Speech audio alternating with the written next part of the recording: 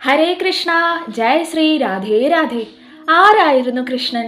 എങ്ങനെയുള്ള ആളായിരുന്നു ശ്രീകൃഷ്ണൻ? മഹാവിഷ്ണുവിൻ്റെ ഒരു അവതാരം മാത്രമായിരുന്നു കൃഷ്ണൻ? അതുകൊണ്ടാണോ കൃഷ്ണന് പരിപൂർണനാണ് കൃഷ്ണൻ, പൂർണ്ണ അവതാരമാണ്, മഹാവിഷ്ണുവിൻ്റെ പൂർണ്ണ അവതാരമാണ് ശ്രീകൃഷ്ണൻ എന്ന് പറയുന്നത് അതുകൊണ്ട് മാത്രം? കൃഷ്ണനെ കുറിച്ച് അറിയാത്തവരായിട്ട് ആരും തന്നെ ഉണ്ടാവില്ല. എന്നാൽ കൃഷ്ണൻ എന്ന ആ മഹാസത്യത്തെക്കുറിച്ച് മുഴുവനായിട്ട് അറിഞ്ഞവരോ അതും ആരും തന്നെ ഉണ്ടാവില്ല. അറിയാൻ കഴിയോ അതും അറിയില്ല. എല്ലാം ക്വസ്റ്റ്യൻ മാർക്കാണ് എല്ലായിടത്തും, അല്ലേ? അപ്പോൾ ഞാനിപ്പോൾ വന്നിരിക്കുന്നത് എന്തിനാന്ന് വെച്ചാൽ, ശ്രീകൃഷ്ണനെ കുറിച്ച് അതിമനോഹരമായിട്ട് ഒരു എഴുത്ത് വാട്സപ്പ് വഴി എനിക്ക് കിട്ടി. അതിൽ നമുക്ക് ഭഗവാന്റെ കുറേ കാര്യങ്ങൾ, നമുക്ക് അറിയാവുന്ന കുറേ കാര്യങ്ങൾ അതിൽ എഴുതിയിട്ടുണ്ട്. എന്നാൽ മനസ്സിൽ തട്ടുന്ന രീതിയിൽ ചില കാര്യങ്ങളുണ്ടായിരുന്നു കണ്ണൻ്റെ. അത് നമുക്ക് വളരെയധികം മനസ്സിൽ തട്ടുകയും ചെയ്യും. ഭഗവാനെക്കുറിച്ച് ഒത്തിരി അറിയാവുന്നവർക്ക് കുറച്ചുകൂടെ അറിയാനും കഴിയും. കൃഷ്ണൻ ആരായിരുന്നു എന്നത് ഒരു പൊടിക്കെങ്കിലും അതിൽ നിന്ന് വ്യക്തമാക്കാൻ നമുക്ക് കഴിയും. അപ്പോൾ അത് നിങ്ങൾക്ക് കൂടെ പറഞ്ഞു തരാൻ വേണ്ടിയിട്ടാണ് ഞാൻ വന്നത്. അത് കുറച്ച് വലിയൊരു പാരഗ്രാഫാണ്.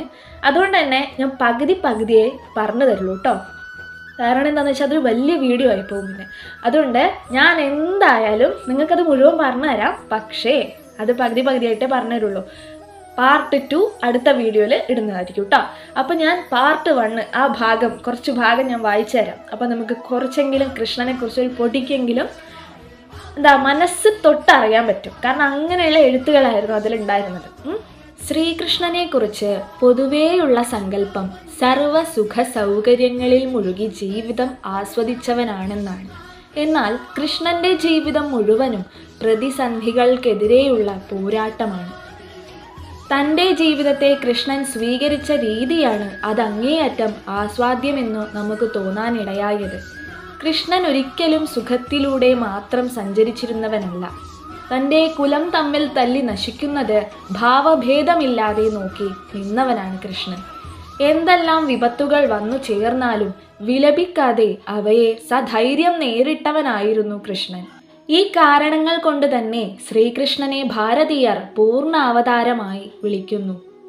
ഓരോ നിമിഷവും പൂർണ്ണമായ അവബോധത്തോടെ ജീവിച്ചു തീർത്ത, ലാഭനഷ്ടങ്ങളുടെ കണക്കുകൾ എണ്ണിയിരിക്കാത്ത, മോക്ഷത്തെ നിമിഷം തോറും അനുഭവിക്കുന്ന, സാധാരണക്കാർക്ക് അപ്രാപ്യമായ ജീവിതം നയിച്ചവനെ മറ്റെന്തു വിളിക്കാൻ? ചരിത്രപുരുഷനായ കൃഷ്ണനെ പൂർണ്ണമായി മനസ്സിലാക്കിയവർ കുറവാണ് എന്ന് പലപ്പോഴും തോന്നിയിട്ടുണ്ട്. ഒരു പക്ഷേ കൃഷ്ണനെ മനസ്സിലാക്കിയവർ കുറഞ്ഞു പോയത് കൊണ്ടാവാം ഒരു കാലത്ത് ഭാരതം അധപ്പതിച്ചു പോയതും. കൃഷ്ണനെക്കുറിച്ച് മനസ്സിലാക്കുവാൻ 2 പുസ്തകങ്ങൾ നമ്മെ സഹായിക്കും: ഭാഗവതവും മഹാഭാരതവും.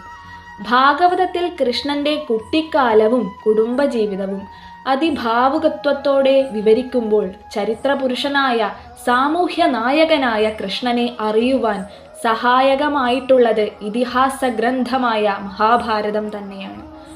ഭാഗവതത്തിൽ ചെറുപ്പം മുതൽ ആടിയ ലീലകളെ പൗരാണികാഖ്യാനത്തിൻ്റെ അതിഭാവുകത്വ രീതികളായി കരുതിയാൽ പോലും കൃഷ്ണന്റെ അസാമാന്യമായ ധീരതയെ അവയിൽ പ്രകടമാണ്. മഹാഭാരതത്തിൽ ചരിത്രപുരുഷനായ കൃഷ്ണന്റെ പ്രവേശനം ദ്രൗപദി സ്വയംവരത്തിൽ വെച്ചാണ്. വെറുമൊരു കാഴ്ചക്കാരനായി ദ്രൗപദി സ്വയംവരം കാണുക എന്ന ഉദ്ദേശത്തോടെയാണ് കൃഷ്ണൻ അവിടെ എത്തിയത്. ഒറ്റ നോട്ടത്തിൽ തന്നെ പാണ്ഡവരെ തിരിച്ചറിഞ്ഞ കൃഷ്ണൻ അവരെ ബലരാമന് കാണിച്ചു കൊടുക്കുന്നു.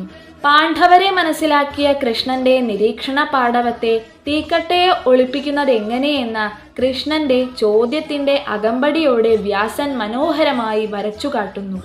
വെള്ളവും വളക്കൂറുമില്ലാത്ത പാറക്കെട്ടുകൾ നിറഞ്ഞ ഒരു കാട്ടുപ്രദേശം ധൃതരാഷ്ട്രർ രാജ്യസ്ഥാപനത്തിനായി പാണ്ഡവർക്ക് നൽകുന്നു. ഇതിൻ്റെ അടുത്ത ഭാഗം വരുന്നത് ഗാണ്ഡവ വനത്തെക്കുറിച്ചാണ്. അത് ഞാൻ അടുത്ത പാർട്ടിൽ ഇടുന്നതായിരിക്കും. ഇപ്പോൾ ഇത്ര തന്നെ കേട്ടപ്പോൾ നിങ്ങൾക്ക് ഭയങ്കരമായിട്ട് ഭഗവാനെക്കുറിച്ച് വല്ലാത്തൊരു കുളിർമ തോന്നുന്നില്ലേ? ഇനി അങ്ങോട്ട് വായിക്കേണ്ട കുറേ കാര്യങ്ങളുണ്ട്. അത് കേൾക്കുമ്പോൾ കൂടുതൽ ഭഗവാനെ മനസ്സ് തൊട്ട് അറിയാൻ പറ്റും. അത് ശ്രവിക്കണം, നന്നായിട്ട് ഞാൻ പറയുന്നത് മനസ്സറിഞ്ഞ് കേൾക്കണം. അപ്പോഴേ ഭഗവാൻ എന്ന സത്യത്തെ, കൃഷ്ണൻ എന്ന സത്യത്തെക്കുറിച്ച് ഇത്തിരിയെങ്കിലും അറിയാൻ പറ്റും. മുഴുവനായിട്ട് അറിഞ്ഞവർ ഈ ലോകത്ത് ആരും തന്നെ ഉണ്ടാകില്ല എന്നാണ് എൻ്റെ വിശ്വാസം. അത് ഈ എഴുത്തിലും ഉണ്ട്. അവസാന ഭാഗങ്ങളിൽ കൃഷ്ണനെ അറിഞ്ഞവരായിട്ട് ആരും ഉണ്ടാവില്ല. കൃഷ്ണനെ പൂർണ്ണമായിട്ട് അറിഞ്ഞവരായിട്ട് ഒരാളുണ്ട്, രാധാദേവിയാണ് നമ്മളെ ഗ്രന്ഥങ്ങളിൽ പറഞ്ഞിരിക്കുന്നത് നമ്മുടെ. അപ്പോൾ ആ രാധാദേവിയുടെ അനുഗ്രഹത്താൽ നമുക്ക് ഭഗവാൻ കൃഷ്ണനെ അറിയാൻ സാധിച്ചാൽ അത് മുൻജന്മ സുഹൃതമാണ്. അപ്പോൾ എന്തായാലും ഇത്രയും നിങ്ങൾക്ക് ഞാൻ വായിച്ചത് മനസ്സിലായിട്ടുണ്ടെന്ന് കരുതുന്നു. അടുത്ത ഭാഗം ഞാൻ അടുത്ത വീഡിയോയിൽ ഇടുന്നതായിരിക്കും കേട്ടോ. തീർച്ചയായിട്ടും ഇതിൻ്റെ അടുത്ത ഭാഗവും നിങ്ങൾ കേൾക്കണം. നിങ്ങൾക്ക് അത്രയ്ക്ക് ഭഗവാനെ മനസ്സ് തൊട്ട് അറിയാൻ പറ്റും കുറച്ചെങ്കിലും. അതുകൊണ്ടാണ് ഞാൻ പറയുന്നത്. ഞാനിങ്ങനെ ഒരു വീഡിയോ ഇടണമെങ്കിൽ തന്നെ നിങ്ങളൊന്ന് ആലോചിച്ച് നോക്ക്. ഞാനങ്ങനെ വാട്സപ്പിൽ കണ്ട് ഞാനിങ്ങനെ ഒരു വീഡിയോ ഇടണമെങ്കിൽ എനിക്ക് അത്രയ്ക്ക് മനസ്സ് തട്ടിയത് കൊണ്ടാണ് ഞാൻ നിങ്ങൾക്കും കൂടെ അത് അറിയിച്ചു തരാം. ഭഗവാനെ കുറിച്ച് ഇങ്ങനെയുള്ള എഴുത്തുകളൊക്കെ നിങ്ങൾക്കും കൂടെ പകർന്നു തരാമെന്ന് വിചാരിച്ചിട്ടാണ് ഞാനിങ്ങനെ ഒരു വീഡിയോ ചെയ്യുന്നത്. അപ്പോൾ നിങ്ങൾ തീർച്ചയായിട്ടും അടുത്ത വീഡിയോയും കാണണം. ഹരേ കൃഷ്ണ, രാധേ രാധേ.